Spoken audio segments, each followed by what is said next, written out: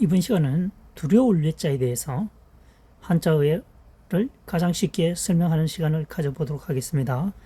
두려울 외자를 통째로 학습하는 것이 아니고 두렵다는 뜻이죠. 두려운다는 뜻 훈에 맞게끔 글자를 파자 분석하여 풀이하면 학습 방법에 굉장히 효과가 나타납니다.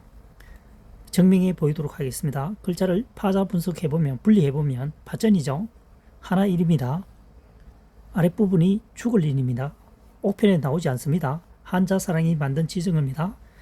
밭에 하나의 식물이라도 죽을까봐 두렵게 생각하는 것은 농부다는 거죠. 다시 한번 설명해 보겠습니다. 밭에 하나의 식물이라도 죽을까봐 두려워한다는 거죠. 옛날에는 농약이 없었기 때문에 한 포기가 잘못 죽게 되면 전부를 망쳐버리는 경우가 있습니다. 농사 전부를요. 밭전자입니다. 열십이죠.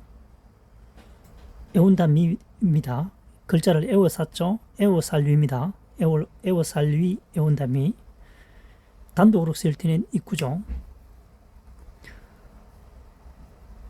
어떻게 됩니까? 전부를 애워사야 하는 땅은 밭이란 얘기입니다.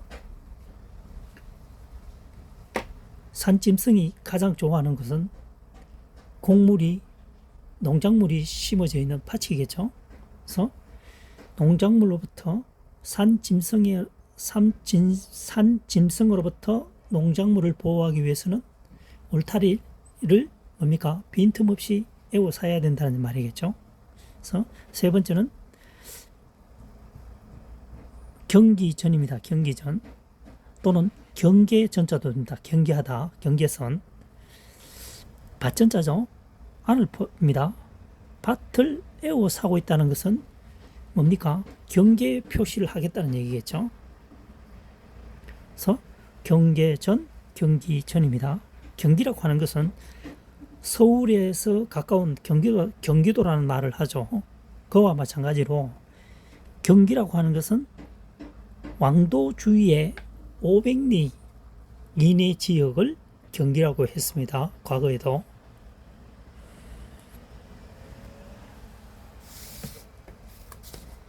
그 다음 기할 기자입니다. 큰 대자 오를 가자죠. 크게 옳다라고 하는 것은 어떻게 되는 겁니까?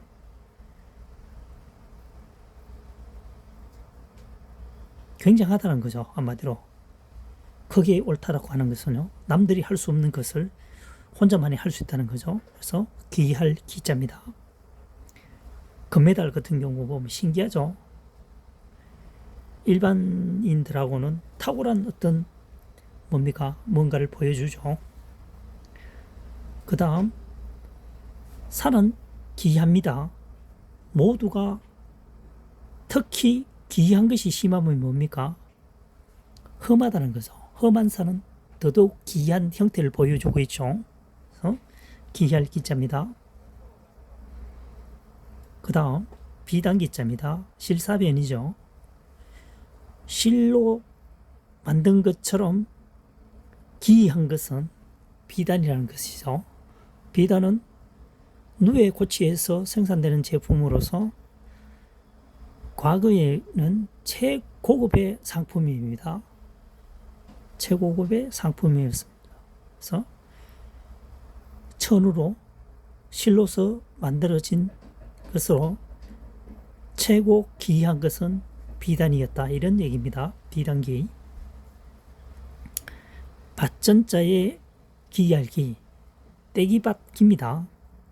떼기밭이라고 하는 것은 무엇이냐면은 밭 주변에 밭이 있고 주변에 조금 지금처럼요 형태가 어떻게 일정하지 않고 모양이 안 나옵니다. 여하튼 하지만 어떻게 됩니까? 식량이 부족하기 때문에 틈만 나면은 곡식을 지으려고 했죠. 수백 년 전의 얘기가 아니고요. 50년, 60년 전만 하더라도 이런 경우가 시골에서는 흔히 볼 수 있는 현상입니다. 춘공이라는 말을 들어보셨죠? 또 한 50년 전후만 하더라도 하루에 끼니 3끼를 해결하지 못하는 집 굉장히 많았습니다. 초등학교 시절에 농사 일을 도운다고 학교 오지 않은 애들이 종종 있었습니다. 지금은 믿기지 않겠지만 동화 속에 나오는 얘기가 아닙니다. 아버지 세대, 할아버지 세대에 있었던 서글픈 일이었겠죠. 그 다음 어자의자입니다. 나무로서 기이하게 만들었다는 거죠. 그래서 그것은 어자다. 이것 또한 시대상을 한번 생각해 봐야 됩니다. 한 300년 전만 하더라도 가정집에 특이한 무슨 제품들이 있었을까요? 거의 없었다고 봐야 되겠죠. 전기시설이 없었으니까요. 의자를 만들 때 굽어진 나무를 구해서 의자를 만들게 되니까 기이했겠죠. 그래서 기이한 나무로 만든 것은 의자다. 또 불로 구워서 또 형태를 잡았죠. 모양을 만든다는 얘기입니다. 그래서 나무로 기이하게 만드는 것은 의자였다. 지금까지 한자사랑이 풀이한 한자학습법은 주어진 한자어를 최대한으로 활용하여 풀이하는 한자학습법입니다. 떼기 받기 설명할 때는 받전, 기이할 기 외에 이 설명을 떼기 받을 설명하기 위해서 추상적으로 또는 다른 어구를 끌어당겨 와서 우선 보기 좋은 떡은 만들지 않는다는 얘기입니다. 있는 그대로 주어진 글자를 최대한으로 활용해서 훈에 맞게끔 이 한자어를 풀이한다는 얘기죠. 그래서 3개, 5개, 8개죠. 8개 한자를 모두 주어진 한자를 가지고 풀이를 했었죠.